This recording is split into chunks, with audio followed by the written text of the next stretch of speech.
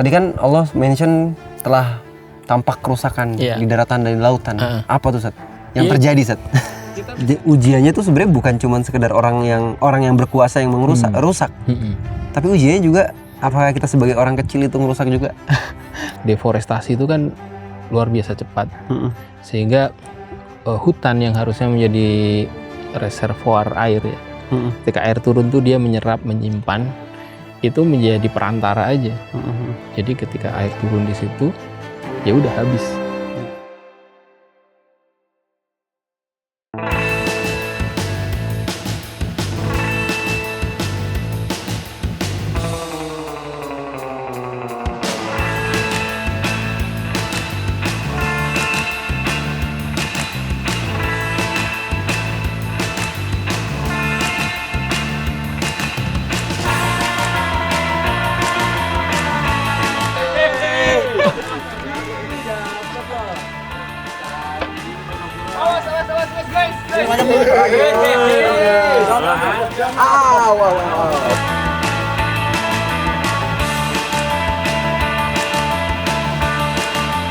Ini mancing with view, mancing plus vitamin C.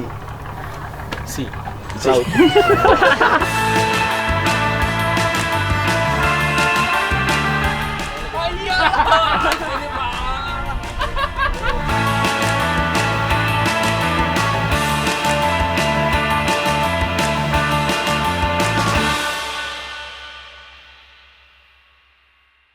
Jeda itu apa ya Sat? Jeda itu terserah sih sebenarnya. Jeda jelajah di alam. Oh, terus apa lagi Sat?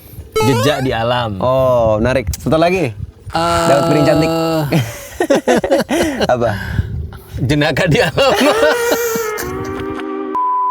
Tapi sebenarnya jeda itu adalah jeda itu sendiri. Jeda itu sendiri. Kita bisa sedikit berhenti dari rutinitas, kemudian merenung apa yang sebenarnya kita bisa pelajarin sih hari ini gitu Sat.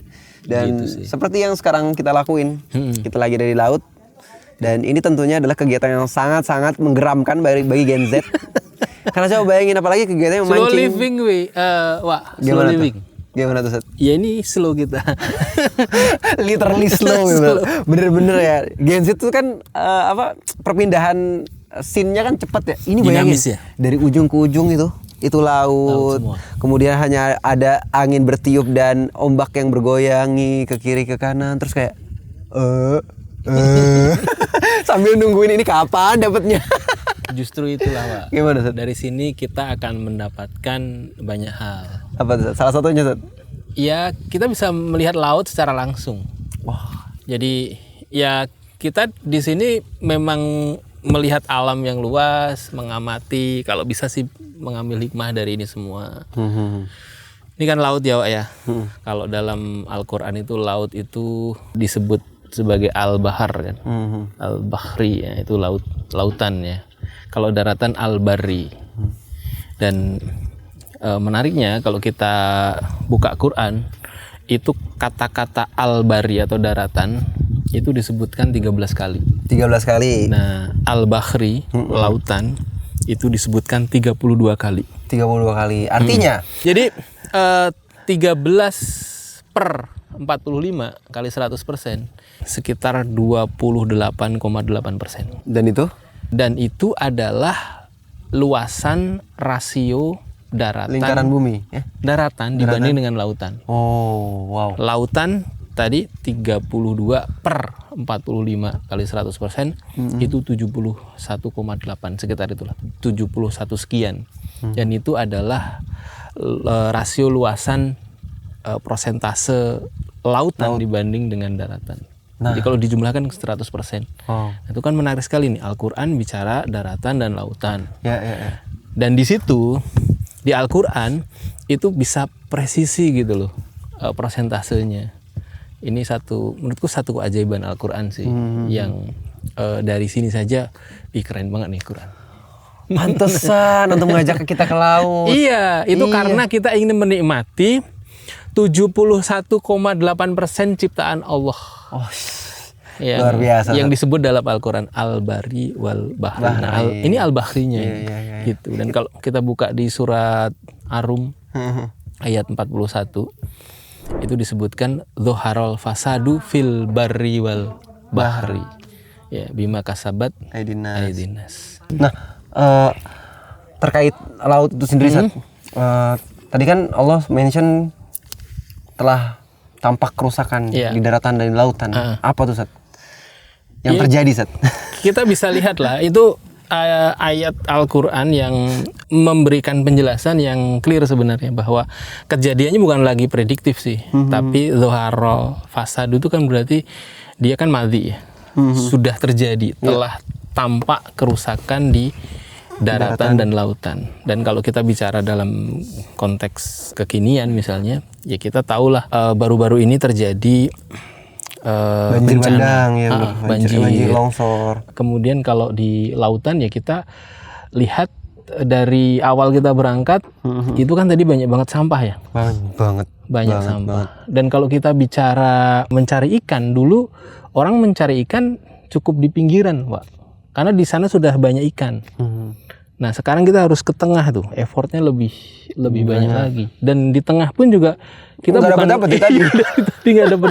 Kita dapat tadi yang kecil-kecil aja untuk pakan kan, gitu. Artinya memang sedang ada kerusakan nih di lautan, sehingga ikan-ikan itu tidak banyak bisa hidup di daerah tepian. Mereka ada di lebih tengah gitu. Itu sih, itu kalau kita bicara dalam konteks sesuatu yang bisa kita lihat. Tapi kalau sesuatu yang adanya dari penelitian sains, kita bisa melihat ada banyak tragedi kan yang ada di lautan gitu. Terputusnya rantai makanan, atau terjadi polusi atas pangan yang ada. Mikroplastik misalnya. Waduh, iya bener lagi. Jadi banyak sekali hasil penelitian ikan yang kita makan itu mengandung mikroplastik. Ya. Itu karena memang ada sampah yang masuk ke lautan kan berarti. Ya, betul. Masuk ke lautan, kemudian sampah itu dimakan oleh ikan ya. Ikan yang makan sampah dimakan oleh ikan yang lebih besar misalnya. Ikan yang lebih besar kemudian ditangkap oleh para nelayan, kemudian kita konsumsi. Dan itu membuat kita itu menjadi tidak sehat karena mengkonsumsi mikroplastik itu.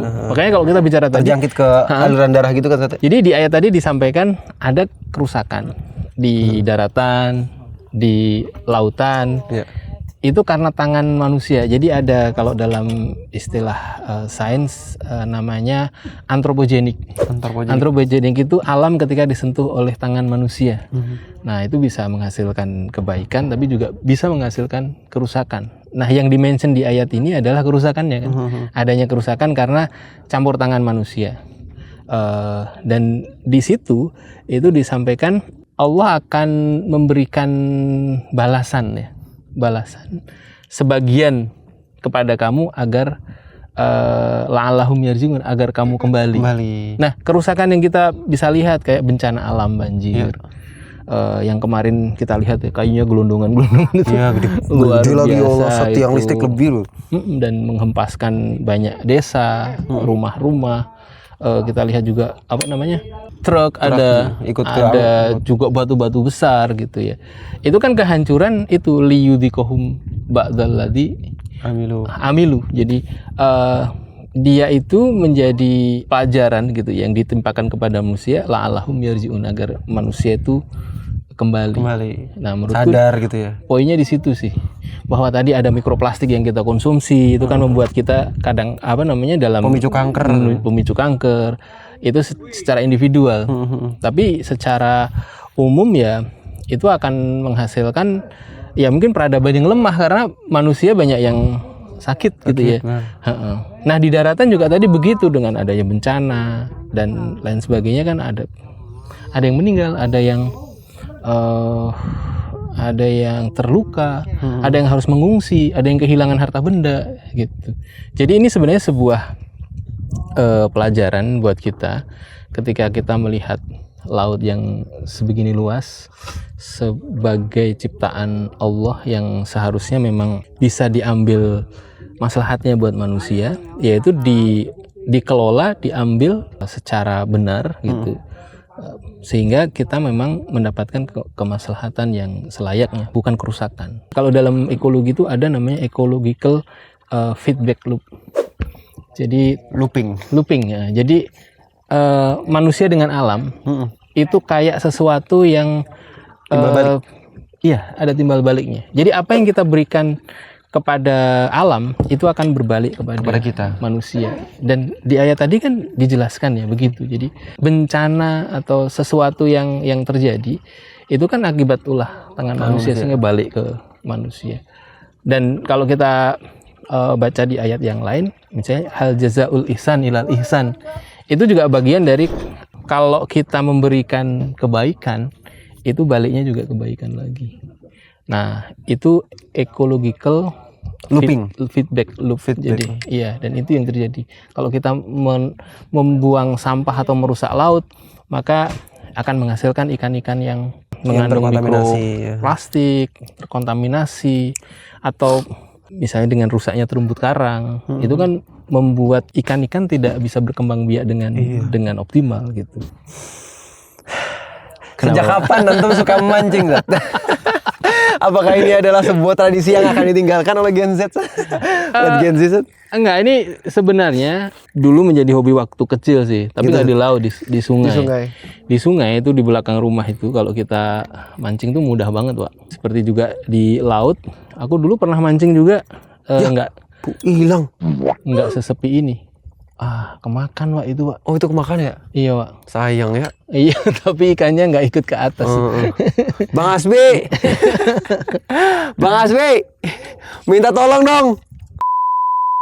Itu menarik, Ustaz. Pas masih kecil kan? Pas masih kecil kita mancing, Ustaz mancing tuh. Tapi waktu aku masih kecil juga aku ngeliat sih, tapi aku nggak mancing itu. Aku cuma ngeliat aja bahwa sungai di kampung aku di Cirebon itu masih berjernih, kita masih main di situ gitu. Tapi beberapa waktu lalu, beberapa waktu pas kita lagi main-main tiba-tiba sungainya jadi putih, tercemar ya. Enggak, maksudnya itu aku lihat ini apa ini Umi, aku tanya ke Umi aku kan, oh itu ada yang ngeluarin racun ya, biar ikannya keluar semua ya. Oh iya, ada yang meracuni sungai untuk mendapatkan ikan lebih banyak. Ya itu bagian dari proses yang tidak benar menurutku. Ketika berinteraksi dengan alam, dengan meracuni ikan, merusak terumbu karang, memang hasilnya kayak cepet kan, dapat banyak gitu ya di hari itu. Itu apa Seth? Aku ngerasa mungkin kita sekarang kesel ya Seth, sungainya tuh rusak karena mungkin sebagian segelintir orang yang punya kuasa untuk bisa mengambil dan mengeruk lebih banyak. Tapi kalau misalnya kita ngelihat ada orang-orang kecil yang juga ngeracunin sungai, aku ngerasa dia kalau dikasih kekuasaan juga bakal begitu ya. Nah itu dalam skala lebih besar. Iya, mungkin dia akan memberikan HPH ya, hak penggunaan hutan ya, yang tidak arif juga, pengundulan hutan, konservasi, konversi lahan yang kita biasa sebut deforestasi. Ya wataknya begitu. Dalam skala kecil ya dia ngeracunin sungai, kemudian dia dapat sesaat, kemudian setelah itu kan kalau diracun kan ikan-ikan yang kecil habis kan, mati, nggak ada regenerasi lagi. Pun kalau ada regenerasi mungkin waktunya akan panjang sekali gitu. Begitu juga nggak hanya racun sih, ada yang pakai listrik. Iya kan, ada yang strum ya. Iya. Kalau di laut juga banyak aktivitas-aktivitas yang ketika dia melakukan penangkapan ikan memang dapatnya banyak, tapi rusak, misalnya pakai pukat harimau. Aduh iya bener. Pernah dengar ya. Jadi dia pakai pukat di kayak crawl gitu ya. Yang kayak bulldosernya gitu ya. Kalau pernah lihat film Nemo ya. Iya Nemo. Itu crawl gitu kan, itu terumbu karangnya rusak. Ikan-ikan nggak bisa bertelur di situ, nggak bisa berkembang biak gitu akhirnya. Ya itu kemudian yang terjadi, kita akan kesulitan untuk mendapatkan ikan di tempat itu lagi, dan harus effort lagi untuk lebih ke tengah lagi. Itu sih. Jadi aku ngerasa kayak ujiannya tuh sebenarnya bukan cuma sekedar orang yang berkuasa yang rusak. Tapi ujiannya juga apakah kita sebagai orang kecil itu ngerusak juga? Karena kalau kita dikasih power atau nggak dikasih kuasa bisa jadi kita begitu juga. Iya sih. Ya itu soal mindset ya. Dan ya soal level kerusakannya gitu. Kalau individual mungkin ya tidak banyak. Tapi kalau sudah institusional ya, kelompok atau lebih besar lagi negara dengan kekuasaan, itu akan bisa menghasilkan kerusakan yang lebih luar biasa lagi. Dan kita rasakan hari ini kan, deforestasi itu kan luar biasa cepat, sehingga hutan yang harusnya menjadi reservoir air ya, ketika air turun tuh dia menyerap, menyimpan, itu menjadi perantara aja. Jadi ketika air turun di situ, ya udah habis. Termasuk kalau kita bicara climate change ya, perubahan iklim.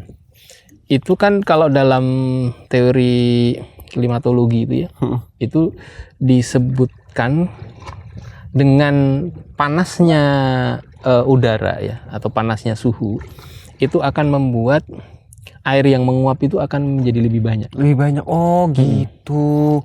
Iya. Dan dengan air yang lebih banyak menguap, maka energi turunnya juga akan lebih besar. Turunnya lebih besar. Evaporasi namanya itu.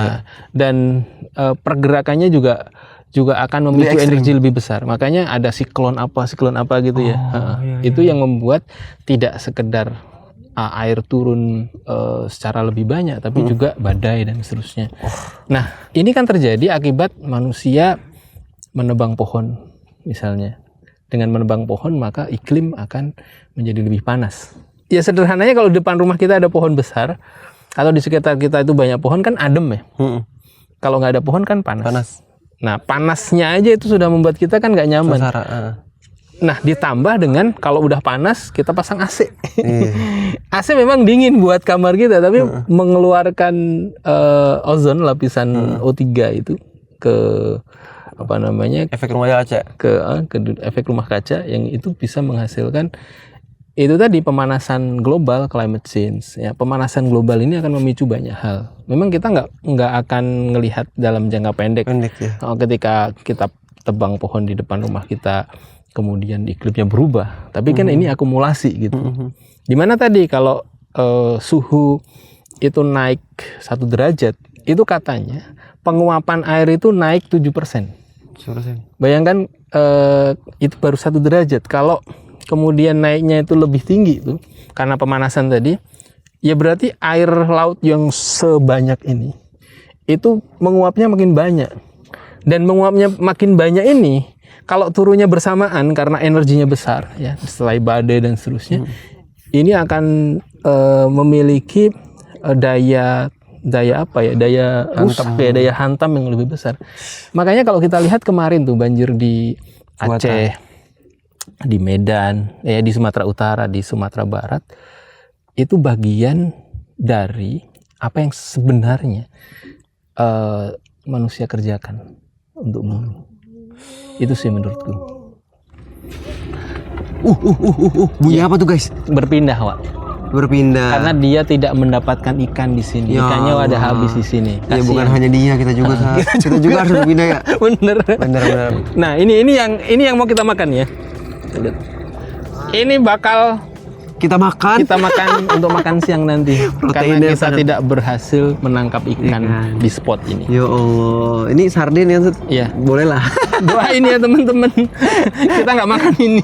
Kita makan ikan yang bener, yang lebih besar ya. Dari hasil pancingan kita. Kasihan ini ikan tembangnya. Ini tembang namanya. Tembang. Ini bisa nyanyi. Gimana? Iya kan tembang. Lagu dan tembang. Apa? Garile. Bye guys. Udah cukup, sampai jumpa di episode berikutnya.